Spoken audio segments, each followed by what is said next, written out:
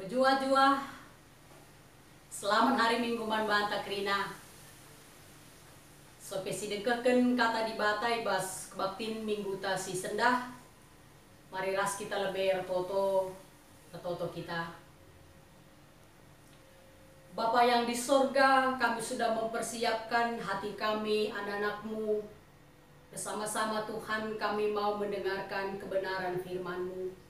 Biarlah kuasa Roh Kudus Tuhan yang bekerja di dalam hati kami pribadi lepas pribadi, yang mengajari kami Tuhan untuk boleh mengerti akan firman Tuhan, dan firman-Mu itu boleh hidup di dalam kehidupan kami sebagai anak-anak Tuhan. Berfirmanlah bagi kami ya Tuhan, kami sudah siap untuk mendengarkan firman-Mu. Di dalam nama Tuhan kami Yesus Kristus, kami berdoa dan mengucap syukur. Amin.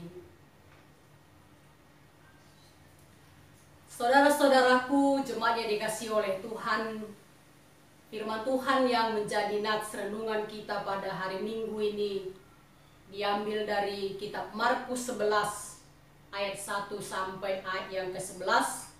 Demikian firman Tuhan. Ketika Yesus dan murid-muridnya telah dekat Yerusalem, dekat Betfage dan Betania yang terletak di Bukit Zaitun, Yesus menyuruh 2 orang muridnya dengan pesan, "Pergilah ke kampung yang di depanmu itu.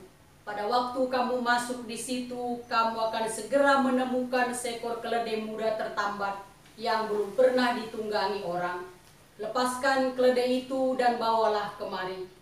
Dan jika ada orang mengatakan kepadamu, 'Mengapa kamu lakukan itu?' Jawablah, 'Tuhan memerlukannya. Ia akan segera mengembalikannya ke sini.' Mereka pun pergi dan menemukan seekor keledai muda tertambat di depan pintu luar di pinggir jalan, lalu melepaskannya. Dan beberapa orang yang ada di situ berkata kepada mereka, 'Apa maksudnya kamu melepaskan keledai itu?' Lalu mereka menjawab seperti yang sudah dikatakan Yesus. Maka orang-orang itu membiarkan mereka. Lalu mereka membawa keledai itu kepada Yesus dan mengalasinya dengan pakaian mereka. Kemudian Yesus naik ke atasnya. Banyak orang yang menghamparkan pakaiannya di jalan.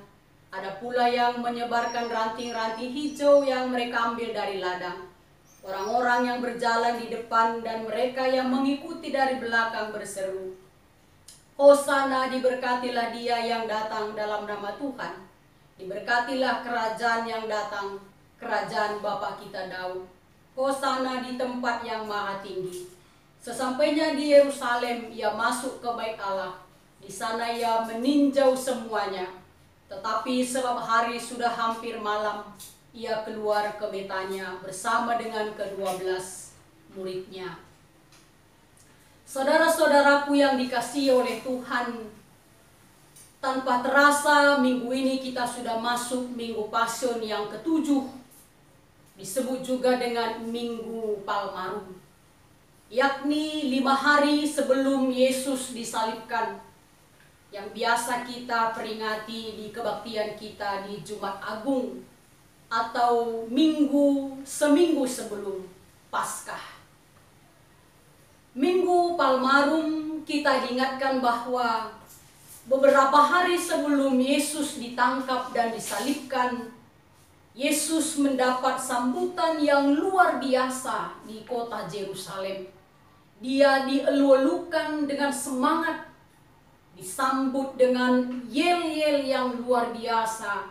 Hosana, diberkatilah dia yang datang dalam nama Tuhan. Diberkatilah kerajaan yang datang, kerajaan Bapa kita Daud.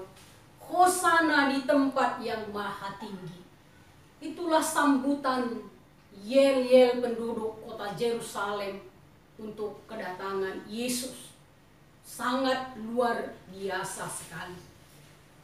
Kalau kita melihat bagaimana semangat dan sambutan yang diberikan oleh penduduk kota Yerusalem kepada Yesus, seakan sulit kita membayangkan 5 hari setelah itu Yesus ditangkap dan disalibkan. Dan seruan mereka berubah menjadi, "Salibkan dia, salibkan dia." Tentu ini menjadi pertanyaan yang mendalam di dalam hati kita. Ada apa? Kenapa terjadi perubahan yang sangat luar biasa?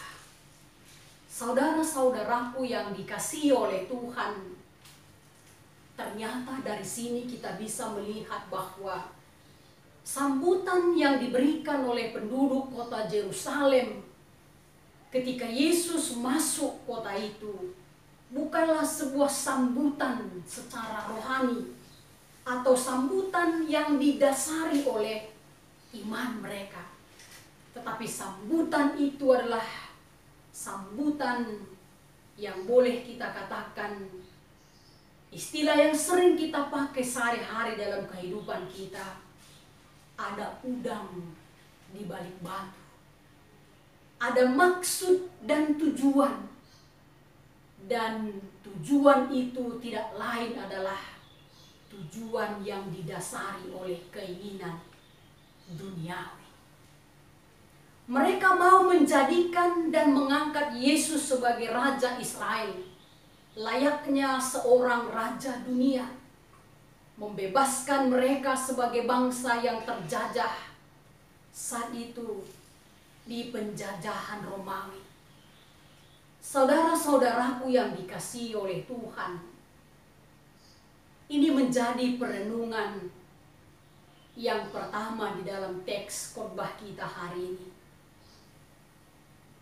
Harus membawa kehati-hatian bagi kita di dalam kita menyambut Yesus dalam hidup kita. Apakah yang menjadi motivasi kita? Apakah menyambut dan mengikut Yesus adalah dasar iman yang kita miliki atau sebatas harapan duniawi? Kita memuji, menyembah, memuliakan Tuhan. Apakah dengan tujuan supaya semua yang kita inginkan bisa beres, bisa selesai dalam kehidupan duniawi kita? Saya percaya kita semua yang mendengarkan firman Tuhan ini, kita semua menyambut dan mengikut Yesus. Dasar kita adalah iman kita kepada Tuhan. Saudara-saudaraku yang dikasihi oleh Tuhan, sambutan penduduk Yerusalem berbeda dengan maksud kedatangan Yesus sendiri. Yesus datang bukan untuk menjadi raja yang memimpin mereka berperang, tetapi Yesus datang untuk membawa damai. Yesus adalah juru selamat yang diutus oleh Allah. Itulah sebabnya ketika Yesus masuk kota Yerusalem, Yesus tidak menaiki kuda, di mana kuda adalah sebagai lambang kegagahan seorang raja. Tetapi justru Yesus datang menaiki seekor keledai. Persis seperti yang dikatakan, yang dinubuatkan oleh Nabi Zakaria. Zakaria 9 ayat 9 berkata, "Bersorak-soraklah dengan nyaring, hai putri Sion. Bersorak-soraklah, hai putri Yerusalem. Lihat, rajamu datang kepadamu. Ia adil dan jaya. Ia lemah lembut dan mengendarai seekor keledai beban yang mudah." Yesus adalah Mesias. Ia datang untuk memberikan keselamatan kepada seluruh umat manusia. Yesus datang untuk mendamaikan kita dengan Allah. Yesus adalah utusan Allah. Seperti yang dikatakan Yohanes 3 ayat 16.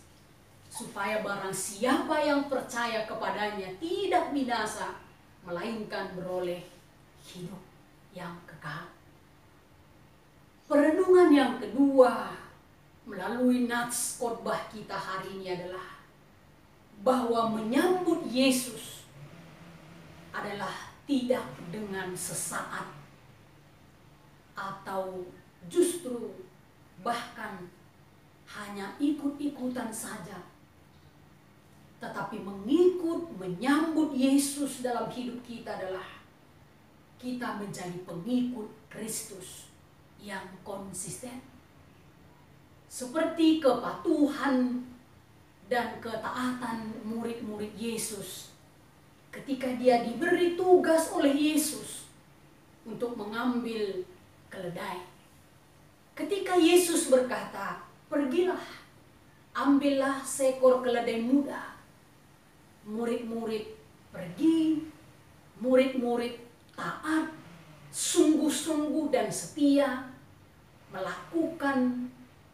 mengerjakan dengan tuntas apa yang diperintahkan oleh Yesus kepadanya. Saudara-saudaraku yang dikasihi oleh Tuhan, sama halnya dengan tema kita hari ini, mengikut Yesus. Ada sebuah ilustrasi. Satu hari terjadi percakapan antara seorang petani dengan bambu-bambunya yang kebetulan tumbuh di belakang rumahnya.